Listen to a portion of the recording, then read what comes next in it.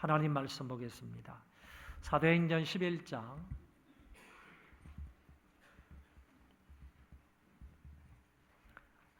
11장 19절부터 30절입니다.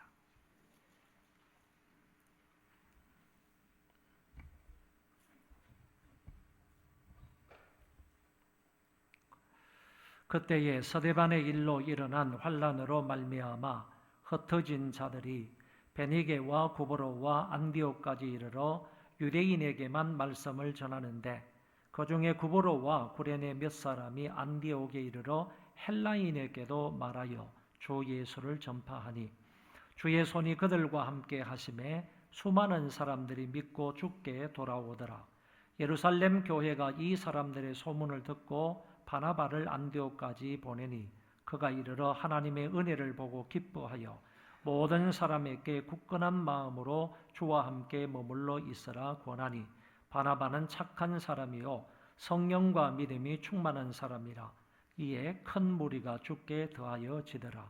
바나바가 사울을 찾으러 다소에 가서 만나매 안디옥에 데리고 와서 둘이 교회에 1년간 모여 있어 큰 무리를 가르쳤고 제자들이 안디옥에서 비로소 그리스도인이라 일컬음을 받게 되었더라. 그때의 선지자들이 예루살렘에서 안디옥에 이르니 그 중에 아가보라 하는 한 사람이 일어나 성령으로 말하되 천하에 큰 흉년이 들리라 하더니 글라우디오 때에 그렇게 되니라. 제자들이 각각 그 힘대로 유대에 사는 형제들에게 부조를 보내기로 작정하고 이를 실행하여 바나바와 사울의 손으로 장로들에게 보내니라. 아멘. 예수님께서 성천하시면서 제자들에게 이런 말씀을 하셨습니다. 오직 성령이 너희에게 임하시면 너희가 권능을 받고 예루살렘과 온 유대와 사마리아와 땅끝까지 이르러 내 증인이 되리라. 성령을 받게 되면 성령을 받은 사람들에 의해서 이런 단계로 복음이 전파될 것을 말씀하셨습니다.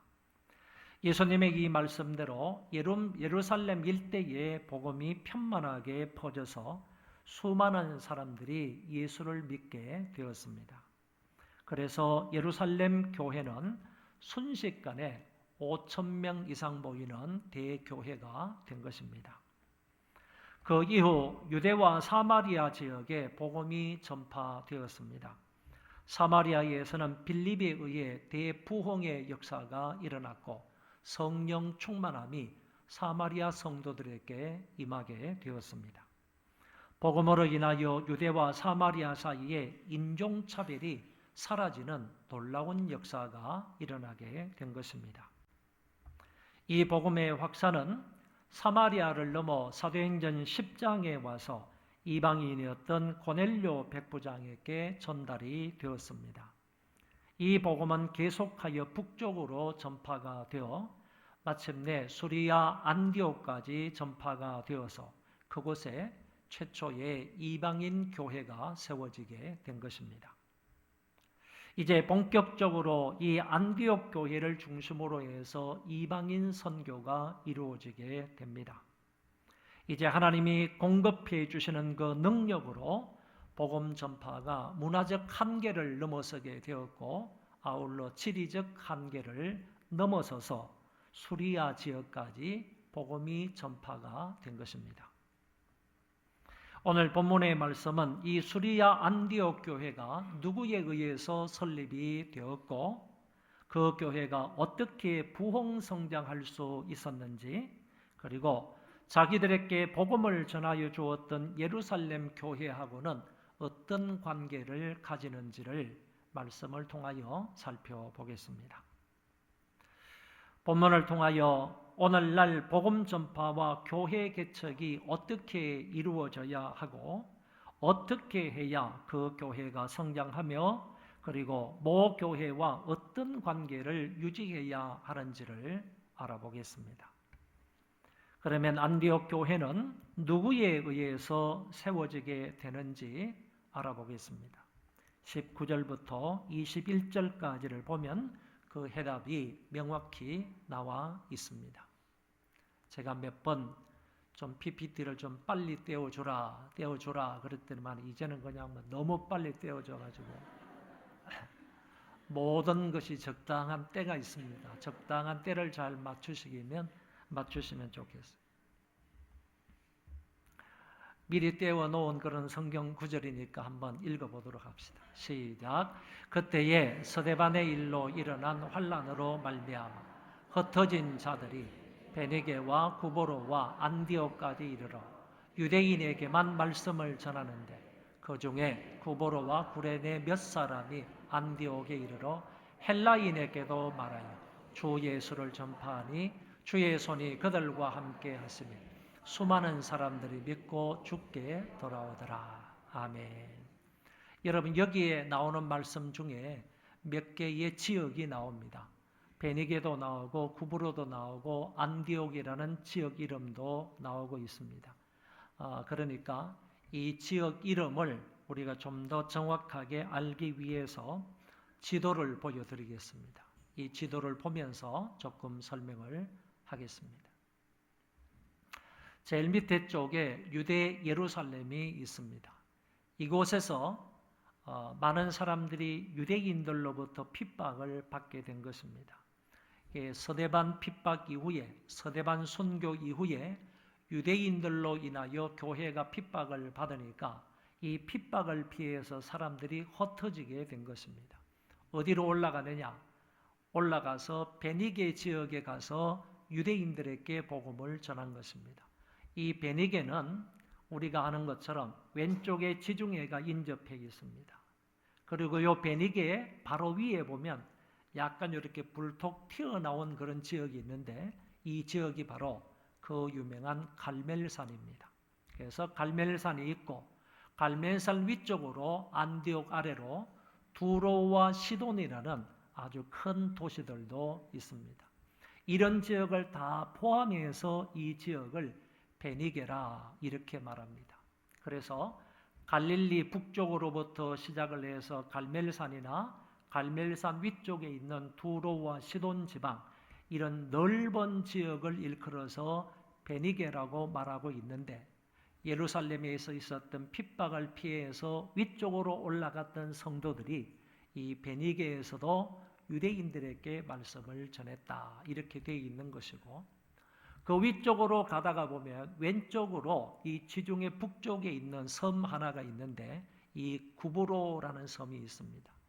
지금으로는 사이프러스 섬이라고 하는데 이 사이프러스 섬이라고 불리는 이 구브로 섬이 있는데 이 구브로 섬까지 가가지고 복음을 전했다. 그 다음에 곧장 육지로 쭉 올라가면 수리아 지역의 첫 성이라고 말할 수 있는 안디옥을 만나게 됩니다. 이 안디옥은 예루살렘에서부터 북쪽으로 한 480km 정도 떨어져 있는 도시입니다. 이 수리아 전 지역의 수도라고 불리어지고 있습니다. 그러니까 안디옥은 대단히 컸던 도시였죠. 이 당시에는 벌써 한 50만 명의 인구가 안디옥에 살았기 때문에 어쩌면 전 세계 가운데에서 로마가 통치하고 있는 전 세계 가운데에서 세 번째 큰 도시가 수리아 안디옥이었다 이렇게 말을 합니다. 로마가 제일 컸고요. 그 다음에 아프리카 북쪽에 있는 알렉산드리아가 두 번째였고 그 다음에 여기 아시아 끝쪽에 있는 안디옥이 세 번째 큰 도시였다고 합니다. 굉장히 번성한 도시였는데 이 도시까지 가서 핍박으로 인하여 흩어져 있던 그 유대인들이 유대인에게 복음을 전했다. 그런 얘기가 되는 것입니다. 안디옥 위쪽으로 올라가면 한 15km 정도 북서쪽으로 가게 되면 거기가 바로 사도 바울의 고향이었던 다소라는 지역이 나옵니다. 이 다소는 길리기아 지방에 속해 있는 그런 도시입니다. 수리아 위쪽이 길리기아인데 길리기아 지방에 속해 있는 다소 지역에 지금 바울이 회심하고 난 이후에 자기 고향인 다소 지역에 가 있는 것입니다. 여기 점선으로 이렇게 되어 있는 것은 나중에 이제 설명을 들으면 여러분들이 이해는 하실 겁니다. 이렇게 해서 예루살렘에서 핍박을 피해서 올라가던 그 유대인들이 베니게 유대인들에게도 전했고, 그리고 구보로 섬까지 가서 전했고, 그리고 위쪽에 안디옥까지 올라가서 유대인들에게 복음을 전했다, 이렇게 말할 수가 있습니다. 자, 이렇게 흩어진 그 유대인들에게 복음을 전했던 이 핍박자들 피해가서 전했다는 사실을 이 성경이 말씀해 주고 있습니다. 그런데 그 중에서 구보로와 구레네 몇 사람이 안디옥에 이르러서는 헬라인들에게 복음을 전했다, 이렇게 또 성경은 말씀하고 있습니다. 지금까지는 핍박을 피해갔던 그 유대 기독교인들이 유대인들을 만나서 전도를 했다면, 이제 구레네와 그리고 구브로의 몇 사람들이 안디옥에 가서 안디옥에 살고 있는 그 헬라인들에게, 이방인들에게 복음을 전했다 하는 사실을 말씀해 주고 있습니다. 이 흩어진 유대 기독교인들이 이방인인 헬라인들과 접촉을 해서 그들에게 복음을 전했다는 사실은 대단히 놀라운 사실입니다. 환난으로 인하여서 흩어진 그 구브로와 구레네 몇 사람은 이방인들에게 가서, 이 사람들도 유대 기독교인이었을 가능성이 높죠. 유대 기독교인이었던 이 사람들이 옛날 같으면 상종도 하지 않았던 그 이방인들을 스스로 찾아가가지고 그 사람들에게 접근해서 복음을 전했다는 사실은 어떤 입장에서는 쇼킹한 그런 사건이라고 볼 수 있습니다. 과거 같으면 유대인이 이방인과 접촉한다는 것은 결코 있을 수 없는 일이었지만, 이제 그 실상이, 그 사상이 무너진 겁니다. 그 어떤 벽이, 담벼락이, 유대인과 이방인 사이에 갈라놓았던 그 담벼락이 무너진 것입니다. 그래서 흩어진 그들은 담대하게 자기 주변에 있는 이방인들을 찾아가서 만났고 그 사람들에게 예수 그리스도를 전파했다는 것입니다. 그들은 전도할 내용을 분명히 알고 있었습니다. 그랬더니 주의 손이 그들과 함께 하셔서 수많은 사람들이 믿고 주께 돌아왔다고 성경은 말씀하십니다. 성도들은 주 예수를 전하고 주님은 그들을 도우사 믿는 자의 수가 많아지게 되었다는 말입니다. 주의 손이, 이 말은 하나님의 능력이 그들과 함께 하셔서 수많은 사람들이 믿고 주께로 돌아왔다는 말씀입니다. 여러분, 그러므로 그때나 지금이나 주의 손이 함께해 주셔야 교회는 부흥된다는 사실을 알게 됩니다. 이방 선교는 특별히 하나님의 능력에 의해서 이루어진다 하는 점을 분명하게 알 수 있습니다. 흩어진 신자들이 앞에서는 안디옥에 있는 유대인들에게 복음을 전했다고 했고, 뒤에서는 안디옥에 있는 헬라인들에게, 이방인들에게 복음을 전했다고 했습니다. 이렇게 해서 안디옥 교회가 세워지는데, 그렇다면 안디옥 교회를 구성하는 그 멤버들은 유대인들하고 이방인 기독교인들하고 이 두 무리가 합해져서 교회를 이루게 된다 하는 점을 알 수 있습니다. 결국 안디옥 교회는 누구에 의해서 세워지게 되느냐?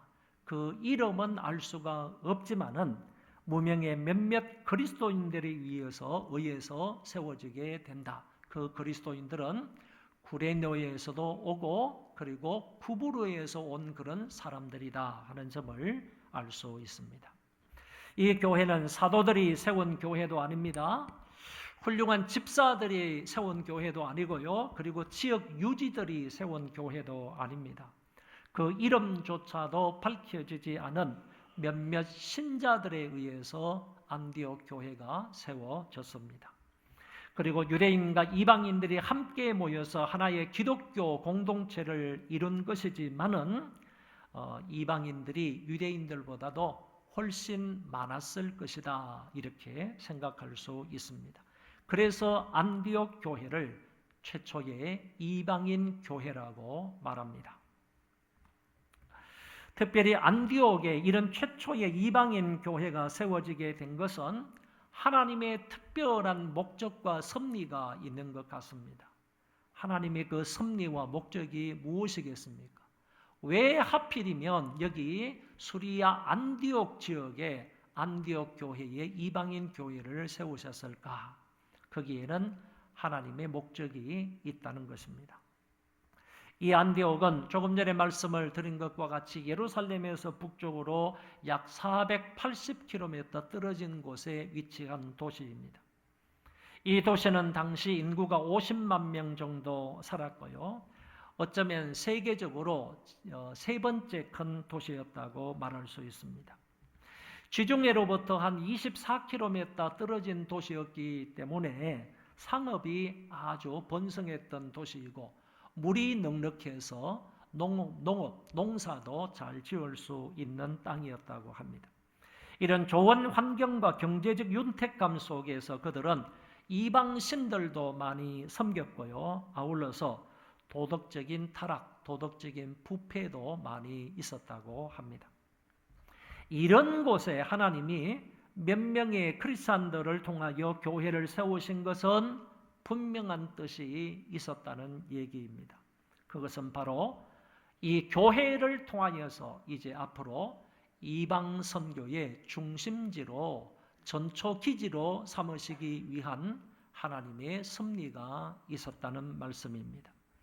이방 선교를 하게 되는데 이제 아시아를 넘어서 저 서쪽 끝방에 그쪽으로 가면 유럽이 나오는데 아시아 전 일대에 대한 선교의 전초 기지가 하나님께서 계획하시기를 이 이방인 교회였던 안디옥 교회를 중심으로 아시아 전 지역에 복음을 전파하기를 원하셨고 더 나아가서 이 안디옥 교회를 통하여서 저 유럽 지역까지 복음을 전하시기 위한 계획이 있었기 때문이다. 그런 말씀입니다. 아무튼 오늘날의 선교나 교회 개척도 이렇게 이루어져야만 하겠습니다. 믿는 사람들이 교회가 없는 지역에 가서 안 믿는 사람들이 많은 곳에 가서 믿지 않는 사람들에게 예수 그리스도를 전파함으로 그들이 믿게 되었을 때 한 사람 믿고 두 사람 믿고 10사람 믿고 100사람 믿고 이렇게 믿는 사람들의 수가 조금 있을 때 그런 사람들에 의해서 그곳에 교회가 세워져야 한다. 그 말입니다. 다시 말씀을 드립니다. 믿는 사람이 복음을 알지 못하고 예수를 믿는 사람들이 없는 지역에 찾아가서 그런 사람들에게 전도함으로 그런 사람들이 한두 사람이 믿는다 할지라도 그 믿는 사람들을 중심으로 해서 그곳에 교회를 세우는 것인데 이렇게 세워진 교회를 개척교회라고 하는 것입니다. 어렵게 생각할 필요가 없는 거죠. 좀 더 부담스럽게 생각할 필요가 없는 겁니다. 개척교회를 한다 이런 의미의 부담을 우리 한국처럼 이렇게 부담을 가질 필요가 없는 겁니다. 한두 사람이 전도가 된다 할지라도 그 사람들이 가정에 모여서 예배를 드리면 그게 교회가 되는 것이죠. 개척교회가 되는 것이죠. 중국에서처럼 또는 북한에서처럼 가정교회를 이루는 것입니다. 이런 교회를 일컬어서 개척교회라고 하는데 오늘 성경에서는 이 교회를 말씀하고 있습니다. 하나님이 가장 기뻐하시는 교회가 바로 이런 교회입니다. 전도 대상자들을 그들은 유대인이든 헬라인이든 가리지 않았습니다. 우리도 빈부, 귀천이나 남녀노소를 가리지 말고 또는 학식 유무도 가리지 말고 피부색이나 지방색도 가리지 말고 복음을 전해서 한 교회 공동체를 형성하는 것입니다.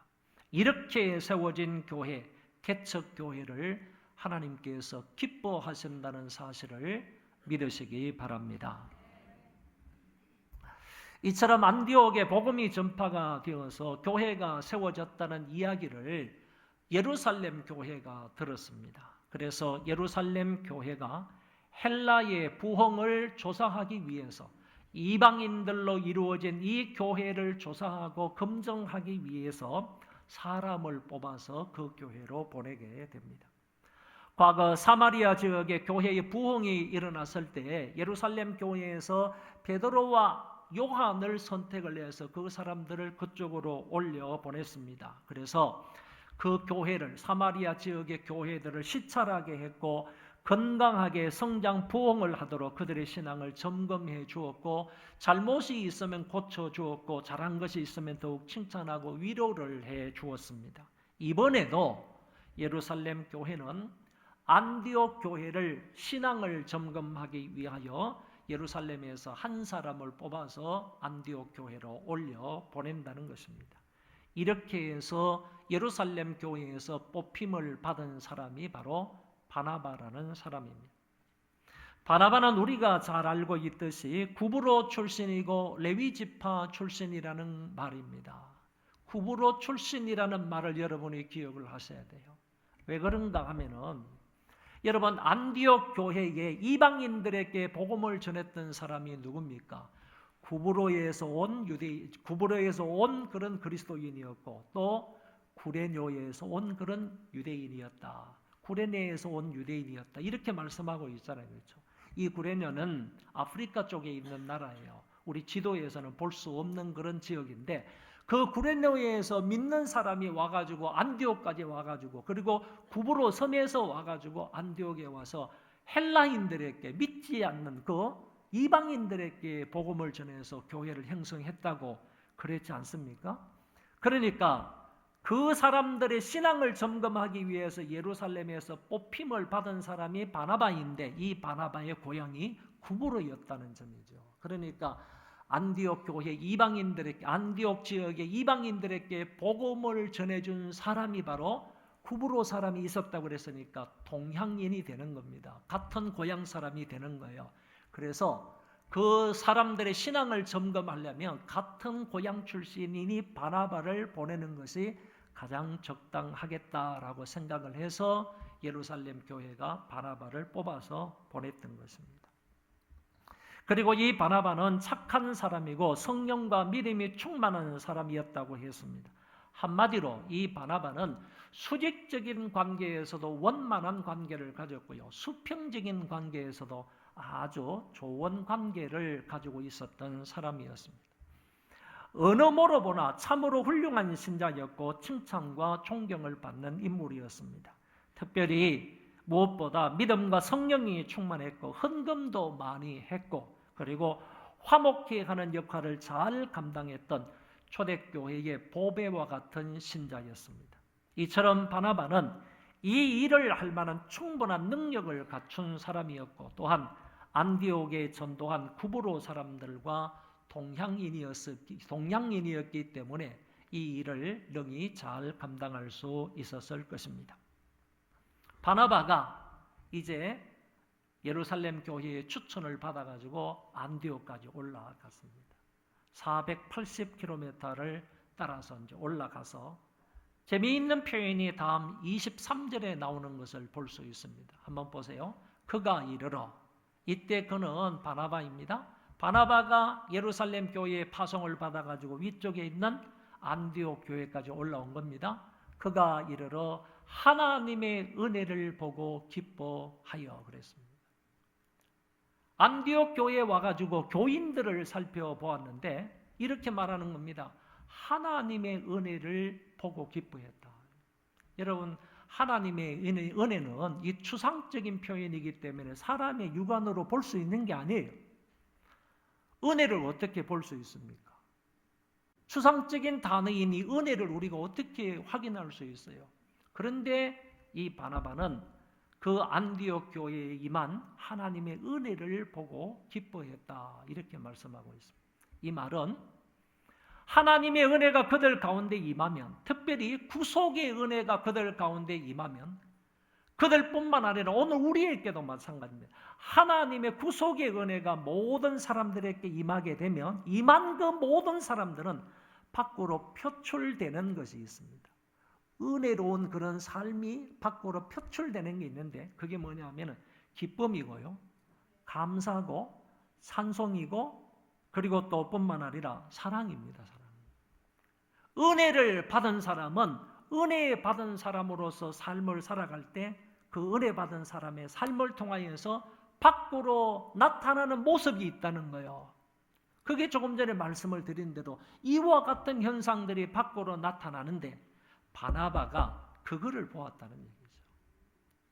그러니까 하나님의 은혜가 주어졌을 때 그 은혜가 성도들의 삶을 통해서 밖으로 드러나는 모습을 봄으로 인하여서 바나바는 이렇게 얘기하는, 하나님의 은혜를 보고 그와 같은 신자들의 삶의 모습을 보고 신자들이 하나님 앞에 찬송하는 모습을 보고 하나님 앞에 감사하는 모습을 보고 이웃을 사랑하는 그런 모습을 보고 서로 위로하고 격려하는 그 모습을 보고 하나님의 은혜를 보고 기뻐했다, 이렇게 말씀하고 있는 것입니다.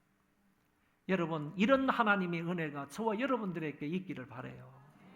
우리 교회에도 이런 은혜가 충만하기를 바랍니다. 다른 사람들이 우리 교회에 와서 볼 때, 야, 이 교회는 참 하나님의 은혜가 충만하구나, 이거를 볼 수 있어야 하겠다는 겁니다. 그걸 볼 수 있게 된다는 것은 뭐냐 하면은 하나님의 은혜가 임하면 그 사람들의 삶으로 그 은혜 받은 모습이 드러난다는 거지. 그거를 보고, 야, 이 교회는 하나님의 은혜가 충만하구나, 이렇게 말할 수 있겠다는 것입니다. 우리 교회에 이런 은혜가 충만하기를 바랍니다. 그리고요, 이어서 이 바나바가 형제들에게 이렇게 말하는 거예요. 하나님의 은혜를 보고 기뻐하여 모든 사람에게 굳건한 마음으로 주와 함께 머물러 있어라, 이렇게 표현을 합니다. 그러니까 다시 말하면 지금까지 너희들이 예수 그리스도에 대한 믿음을 붙들고 왔는데 앞으로 어떤 일이 있더라도, 여러분 안디옥 교회가 뭐 환난과 핍박을 당하지 말라는 법이 어디 있어요? 그 당시에는 예수를 믿기만 하면 다 환난과 핍박을 받았으니까 앞으로 어떤 환난과 핍박과 이런 고난이 있다 할지라도 너희들 이거 포기하지 말고, 이거 놓지 말고, 뭘 놓지 말라는 거예요? 예수 그리스도에 대한 믿음, 그리스도에 대한 이 믿음만은 놓지 말고 포기하지 말고 이거 굳건하게 잡고 나아가라는 거예요. 바나바가 이렇게 권면을 했어요. 여러분, 이 권면 한마디 했는데 어떤 결과가 일어났는 줄 아십니까? 그 다음 성경에 보면요, 굳건한 마음으로 주와 함께 머물러 있으라, 이렇게 권면을 했더니 24절 하반절에 보세요. 24절 하반절에 보세요. 24절 하반절에 보면 이에 큰 무리가 죽게 더하여져더라. 여러분, 바나바가 안디옥 교회에 도착하기 이전에도요, 평신도들을 통해서 복음이 전파가 되어서 유대인들도 믿었고 헬라인들도 믿어가지고 이 안디옥 교회가 크게 성장을 했어요. 믿는 사람들의 수가 많아졌어요. 이제 바나바가 봐가지고 그 모든 상황들을 확인했어요. 이 사람들의 신앙생활을 확인했어요. 그리고 나서 이 한마디 한 거예요. 너희들이 붙잡고 있는 예수 그리스도에 대한 이 믿음을 앞으로 어떤 일이 있어도 굳게 붙들고 살아가라, 이 한마디 권고의 말씀을 했는데 이런 결과가 일어났다는 거예요. 이유를 말하는 단어예요. 이에 큰 무리가 죽게 더하여지더라. 큰 무리가 얼마만큼 되겠어요? 여러분, 이 정도 무리를 가지고 큰 무리다 이렇게 말할 수 있을까요? 큰 무리가 죽게 더하여지더라. 여러분, 교회의 부흥이 일어나려면요, 많은 사람들이 죽게 더하여져야 되는 거예요. 주님께로 돌아가야 된다니까요. 주님께 더하여져야 된다니까요. 그래야 그 사람들이 교회에 와서 신앙생활을 하는 거예요. 여러분, 이에 큰 무리가 죽게 더하여지더라. 모든 사람들이, 많은 사람들이 죽게 더하여졌습니다.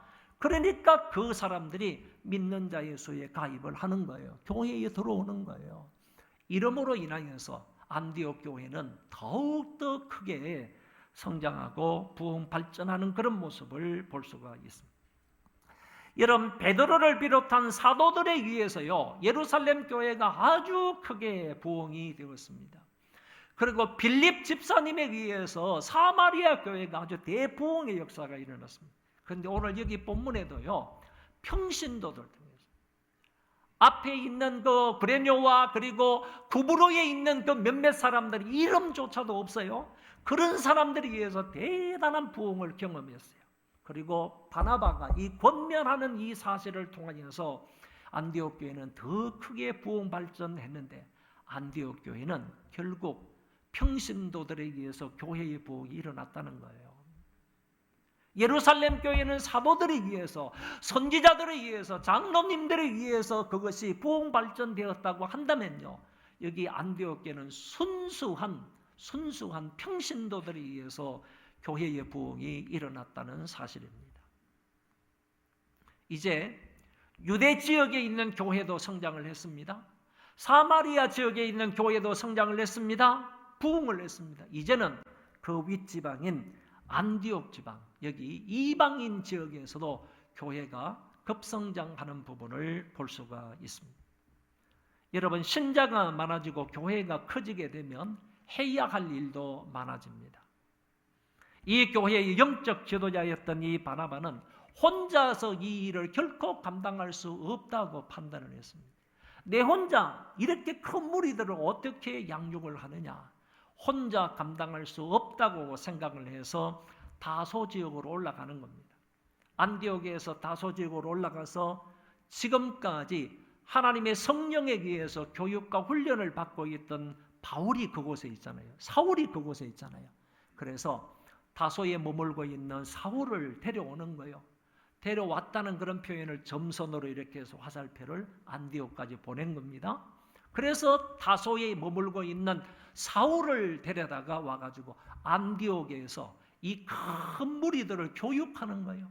하나님의 말씀으로 교육하는 거예요. 양육하는 거예요. 언제 동안요? 1년 동안이나 그 역할을 감당하는 거예요. 성경을 보시기 바랍니다. 1년 동안이나요, 그 큰 무리들에게 이 두 사람이, 영적 지도자가 그 안디옥 교회의 성도들에게 하나님의 말씀을 가르치고 선포하는 것입니다. 여러분, 생각해 보시기를 바랍니다.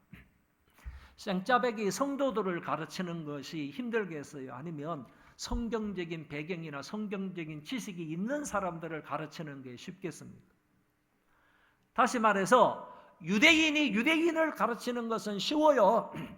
왜냐하면 대부분의 유대인들은 구약 성경에 능통한 사람들이에요. 구약 성경을 잘 알고 있는 사람이에요.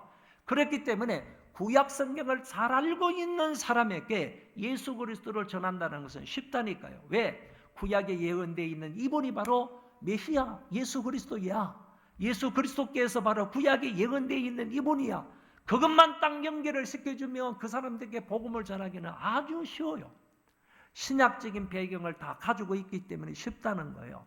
그런데 신약적인 배경을 갖고 있지 않은 사람이 어떤 사람? 이방인 기독교인이거든요. 이방인 기독교인들이 안디옥 교회에 형성된 사람들 중에 많다고 그랬지 않습니까? 이방인 기독교인들이 이 가운데 많이 있는 거예요. 생짜배기 신자들이에요. 복음에 대해서 잘 알지 못하는 그런 사람, 구약 성경에 대한 지식이 전혀 없는 그런 이방인들이에요. 바울과 바나바가요, 1년 동안이나 그 사람이 신앙의 기초를 가르친 거예요. 훌륭한 성경 교사로서요, 그들에게 하나님의 말씀을 차근차근히 가르친 것입니다. 여러분, 부흥됐다고 해가지고 사람들이 많아진다고 해서, 사람들이 많이 모였다고 해서요, 그 교회가 든든히 평안히 서가는 교회는 아니에요. 그 교회를 평안히 든든히 서가는, 정말 하나님의 말씀에 기초한 그런 신앙생활을 하도록 하기 위해서 이와 같은 훌륭한 성경 교사가 있어야 한다는 거예요. 여러분, 교회마다 진짜 성장하고요, 성숙하려면 이런 좋은 성경 교사가 없이는 안 됩니다. 우리 교회는요, 바나바와 사울과 같은 이런 좋은 훌륭한 성경 교사가 많았으면 좋겠어요. 그리고 그런 훌륭한 성경 교사를 통해서 하나님의 말씀을 체계적으로 잘 배우고 그 말씀을 토대로 해서 신앙생활을 했으면 좋겠어요. 그런 교회가 하나님이 기뻐하시는 교회고요, 그런 교회가 숫자가 많을 뿐만 아니라요, 성숙한 교회가 되는 것입니다. 우리 교회에 이런 은혜가 있기를 바랍니다. 그리고 나서 26절에 가서 보면 제자들을 부르는 새로운 명칭이 하나 나타납니다.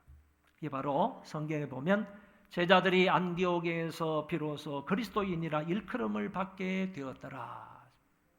무슨 이름이 새로 생기게 되었는가 하면 제자들을 부르는 이름이 이제 새로운 명칭 그리스도인이라 하는 그런 명칭이 난 거예요. 한번 따라하겠습니다. 그리스도인. 그리스도인이라는 말이 무슨 말인가 하면 당시 수리아 지역에 살고 있는 사람들은 그냥 보편적으로 사용하는 언어가 있어요. 단어가 있어요. 그 말이 뭐냐면 헤롯인, 가이사인이라는 말이에요. 그래 헤롯인, 가이사인이라는 말은 무슨 의미를 가지고 있는가 하면 헤롯이라는 이름 다음에 이아누스를 붙이는 거예요. 헤로니아누스. 그러면 가이사 다음에 이아누스를 붙이는 거예요. 그러면 가이사이누스. 이렇게 이름을 붙이는 거예요. 그러면 주인들이지 않습니까? 앞에 이름은 가이사는 황제이지 않습니까? 헤롯은 대왕이지 않습니까? 그러면 그와 같은 사람 다음에 이아누스라는 이름 다음에 명칭을 붙여서 헤롯인 가이사인이라고 말하는 거야. 그 말은 이아누스가 붙으면 그 사람에게 속하여 있다 그런 뜻이에요. 헤롯인 그러면 헤롯에게 속하여 있는 사람이고 더 나아가서 헤롯으로 말미암아 녹을 받아서 사는 사람이라는 뜻이에요. 녹을 먹고 사는 사람이라는 뜻이에요. 그 다음에 더 나아가서 헤롯을 위하여 사는 사람이라는 뜻이 있어요. 얼마나 멋진 말인지 모르죠. 헤롯인이나 가이사인이나 똑같은 의미를 가지고 있는 거예요. 그러면 저 사람 가이사인이야. 그러면 저 사람 가이사에게 붙어 있구만. 저 사람 가이사에게 녹을 받아서 사는 사람이구만. 저 사람 가이사를 위해서 충성하는 군인이구만. 이렇게 통한다는 거예요. 이렇게 통한다는 거예요. 그래서 이방인들이 안 믿는 사람들이 이 안디옥 교회 성도들을 가만히 이렇게 보니까 안디옥 교회 성도들이 누구에게 붙어 있는가 하면은 저희들의 죽은 저희들의 신으로 생각하는 그리스도에게 붙어 있다는 거예요. 그래서 그리스도라는 그 주군의 이름을 앞에 넣고 이아누스를 붙인 거예요. 크리스티아누스 이렇게 그리스도 클라이스트라는 말 다음에 이아누스를 붙여. 영어로 말하면 클라이스트 다음에 IAN을 붙인 거지. IAN을 붙인 거예요. 그래서 이방인들이 이 안디옥 교회 성도들을 보면서 크리스티아노스 이렇게 부른 거예요. 그렇게 크리스티아노스라고 불렀더니 그 말의 의미가 저 사람들은 그리스도에게 속한 사람이야 이런 의미가 되는 거지. 더 나아가서 저 사람들은 그리스도로 말미암아 사는 사람이야. 저 사람들은 그리스도를 위하여 사는 사람이야. 이런 뜻이 된 것이라 그 말입니다. 그래서 안 믿는 사람들이 이방인들이 안디옥 교회 성도들을 보면서 저 사람들은 그리스도인이야 이런 말을 붙여준 거예요. 그러다가 세월이 조금 흘러서 AD 한 2세기 초에요. igna티우스나 이런 사람들이 실제적으로 이 말을 그리스도인이라는 말을 교회에서 받아들인 거예요. 교회에서 받아들여서 그때부터 제자들, 성도들을 일컬어서 그리스도인이다 이런 말로 쓰기 시작을 해서 지금도 클라이스트라는 말 앞에 다음에 IAN을 붙여서 크리스찬, 기독교인 이렇게 부르잖아요. 이렇게 부르게 된 거는요. 우리 기독교가 유대교하고 다르다 그런 뜻이에요. 이런 말에는 아멘 해도 된다니까. 그리스도인이라는 말을 교회에서 받아 쓰게 된 거는요. 우리는 이제 유대인들과 다르다는 그런 표현이에요. 우리는 기독교인이다 이거지. 기독교인이다 이거지. 유대교는 유일신 하나님만 믿는 종교잖아요. 그거하고 구별된다는 뜻이에요. 구별된다는 뜻. 우리는 삼위일체 하나님을 믿는 예수 그리스도를 따르는 그런 무리고 그리스도로 말미암아 살아가는 존재들이고 그리스도를 위하여 충성하는 그런 존재들이다. 이런 의미로 그리스도인이라는 말을 교회에 받아들여서 사용돼서 지금까지 사용되어 오고 있다. 그런 얘기입니다. 조금 넘어가겠습니다. 여러분 그렇다면 다른 사람들이 아니면 혹시 누가 우리에게 당신은 진짜 그리스도인입니까? 라고 말하면 여러분은 그 말에 그 물음에 아멘이라고 할 수 있습니까? 당신은 진정한 그리스도인입니까? 라고 물으면 예, 그렇습니다. 나는 그리스도인입니다. 라는 것을 분명하게 대답할 수 있어요? 여러분, 만약에 여러분이 그리스도인이라고 한다면요, 여러분은 예수 그리스도에게 속한 사람이에요. 내 소속이 그리스도라니까요. 그리스도라니까. 우리는 그리스도에게 속한 사람이에요. 그리고 여러분이 그리스도인이라고 한다면요, 여러분은 예수 그리스도로 말미암아 살아가는 사람들이에요. 여러분이 그리스도인이라고 한다면 저와 여러분들은요, 예수 그리스도를 위하여 살아야 할 사람들입니다. 여러분, 진정한 그리스도인이라고 한다면 이런 의미를 가지고 있다는 것을 늘 명심해야 하겠습니다. 이제 마지막 부분으로 갑니다. 27절 이하의 말씀에 보면 시간 관계상 제가 설명하지는 않겠습니다. 거기 성경 한 구절 좀 보여주세요. 자, 여기 보면 천하의 흉년이 될 것이라. 예루살렘에서 선지자들이 안디옥 교회로 올라왔어요. 그 가운데 아가보라는 선지자가 올라와가지고 예언을 한 거예요. 천하의 흉년이 들리라. 이거는 그 나라를 벗어나서 한 나라 두 나라를 벗어나서요. 세계적인 그런 흉년이 될 것이다. 이런 말이에요. 이렇게 아가보가 예언을 했는데 이 예언이 글라우디오 황제 때에 임하였다. 글라우디오 황제 때 이것이 실제적으로 흉년이 들었다는 거죠. 특별히 예루살렘에는 글라우디오 황제 때에 예루살렘에는 4년 동안이나 연속적으로 대기근을 맞이했다. 이거는 역사적으로 기록이 남아 있어요. 그렇게 예루살렘에 이와 같은 대기근이 이런 흉년이 4년 동안 지속이 되었다는 거예요. 정말 먹고 살 수 없을 정도로요. 그것 때문에 사람이 죽어져 나가는 이런 대흉년이 4년 동안 예루살렘에 있었다는 거예요. 이 얘기가 안디옥 교회에 들린 거예요. 안디옥 교회는 농업이 발달하고 상업이 발달한 그런 도시라고 그랬잖아요. 경제적으로 부한 그런 도시예요. 그 교회의 성도들이 우리에게 복음을 전해준 이 예루살렘 교회의 딱한 사정을 들었던 거예요. 딱한 사정을 듣고 나서 우리는 경제적으로 저 교회보다도 더 융성하고 풍성하니까 저 교회를 도와주자. 그 교회를 위해서 부조라는 말이 나오는데 이 부조라는 말은 헌금이라는 뜻이에요. 구제라는 뜻이에요. 구제를 좀 보내자. 헌금을 좀 보내자. 이렇게 결정을 하고 나서 그것을 그대로 실시를 하는 거예요. 실시하는데 여러분 보세요. 한번 따라하겠습니다. 각각 헌금을 했다. 돈 많은 사람이 뭉텅 내고요. 그 외 사람들은 참여하지 않고 이런 게 아니라는 거예요. 십시일반했다는 거예요. 없는 사람이든 많은 사람이든 할 것 없이 모두가 한마음 한뜻으로 각각이 헌금을 하는 거예요. 그리고 따라하세요. 힘껏 했다. 힘껏 했다.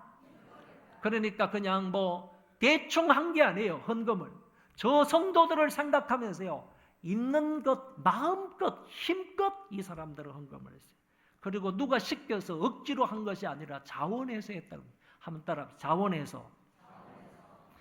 여러분 여기 안디옥 교회 성도들은 각각 헌금을 했고요. 누가 시켜서 억지로 한 것이 아니라 자원하는 마음으로 했어요. 그리고 자기 상황에 주어진 대로 힘껏 헌금을 했다는 거예요. 이렇게 해서 이 헌금을요 모아가지고 누구를 갖다 보냈냐 하면 바울과 사울을 뽑아가지고 바울과 사나를 우리 교회 대표이지 않습니까? 안디옥 교회 대표이지 않습니까? 그 사람에게 맡겨가지고 이것을 예루살렘 교회의 장로들에게 전달하는 부분이 여기에 나타나 있습니다. 무슨 말인가 하면은 이 예루살렘 교회는요 안디옥 교회를 세우게 되는 복음을 준 교회예요. 복음을 준 교회가 예루살렘 교회이고 나중에 어려움을 당할 때에 경제적인 어려움을 당할 때 안디옥 교회는요 우리는 저 교회를 통해서 복음을 받았기 때문에 우리는 저 교회를 경제적으로 돕자 그래서 경제적으로 도와준 거예요. 여러분 이와 같은 교회와 교회의 관계가 되었으면 좋겠다라는 거예요. 교회와 교회 사이에는요 협력적인 관계가 되어야 됩니다. 우리에게 있는 것이 있으면 우리에게 없는 교회를 도와줘야 되는 거예요. 물질로 도와줄 수 있고요. 기도로 도와줄 수가 있고요. 다른 일로 봉사하는 것으로 협조해서 도와줄 수도 있습니다. 말로도 도와줄 수 있습니다. 실제로 도와줄 수도 있습니다. 이런 것들 서로 협력하는 그런 좋은 관계가 되어야 한다 하는 점을 말씀을 통해서 배우게 됩니다. 간단하게 결론으로 말씀을 드리면요, 오늘 우리는 성경에 나와 있는 것처럼 성경적인 방법으로 교회를 개척해야 된다. 성경적인 방법으로 믿는 사람들을 많아지게 해서 그 사람들이 모여서 지역교회를 이루어야 된다 하는 점을 말씀을 드렸고요. 우리 교회 안에도 바나바와 이 사울처럼 좋은 성경교사가 있어서 하나님의 말씀을 잘 가르침으로 성도들을 말씀 위에 든든히 세우는 그런 교회가 되었으면 좋겠다. 성경교사가 많았으면 좋겠고, 성경교사를 통해서 계속해서 하나님의 말씀을 잘 가르침 받았으면 좋겠다. 이런 소원이 있고요. 마지막 세 번째는 조금 전에 말씀을 본 바처럼 모교회와 지교회, 그리고 우리 교회와 다른 교회 사이는 항상 협력적인 관계, 줄 수 있는 관계, 그리고 받았으면 내가 줄 수 있는 교회가 되도록 이런 교회의 관계가 되었으면 좋겠다라는 그런 바람이 있습니다. 우리 교회 이런 멋진 교회 되어졌으면 좋겠습니다. 다 일어나셔서 우리에게 소원이 하나 있네 찬송합시다.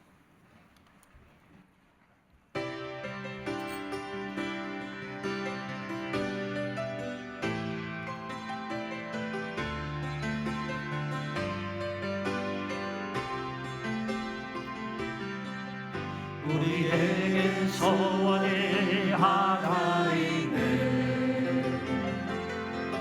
주님 다시 오실 그날까지 우리 가슴에 새긴 주의 십자가 사랑, 나의 교회를 사랑케 하네. 주의 교회를 향한 우리 마음, 희생과 포기와 가난과 고난 하느냐 주님조차 우리 막을 수 없네.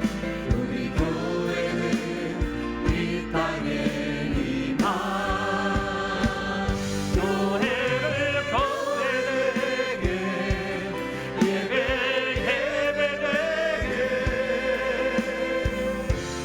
우리 사용하소서. 진정한 복의 날 오늘 임하도록 우리 사용하소서.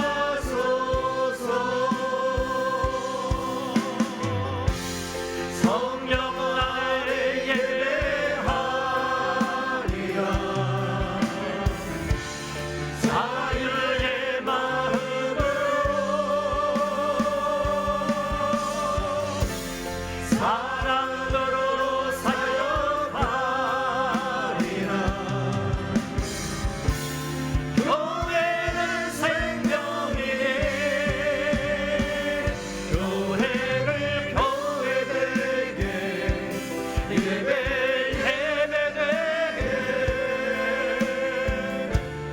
우리 사용하소서. 진정한 복의 날 오늘 임하도록 우리 사용하소서.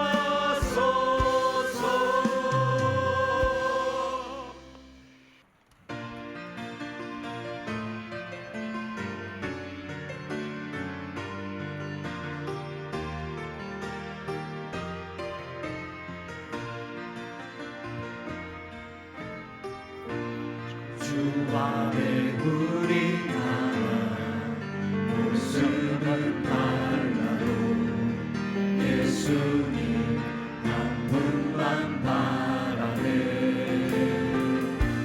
사랑과 선행으로 서로를 격려해 나아갈 수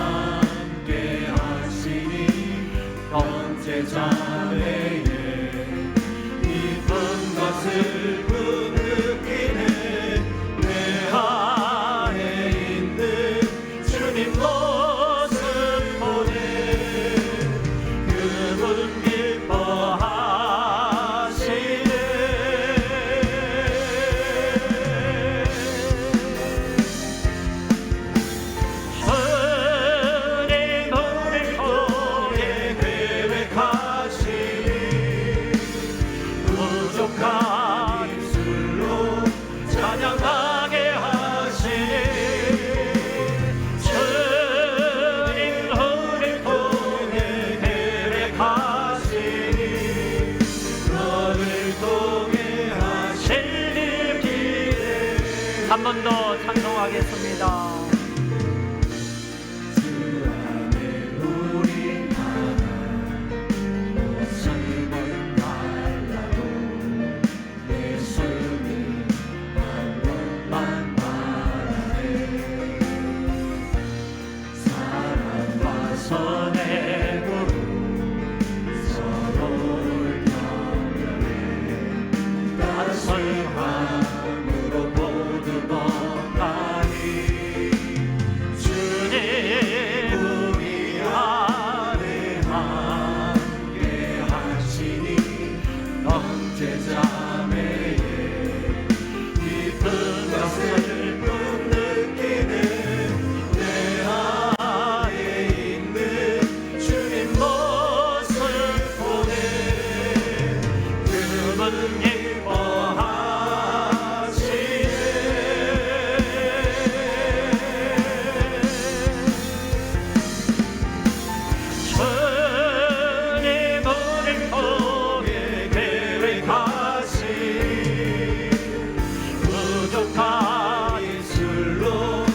찬양하게 하시니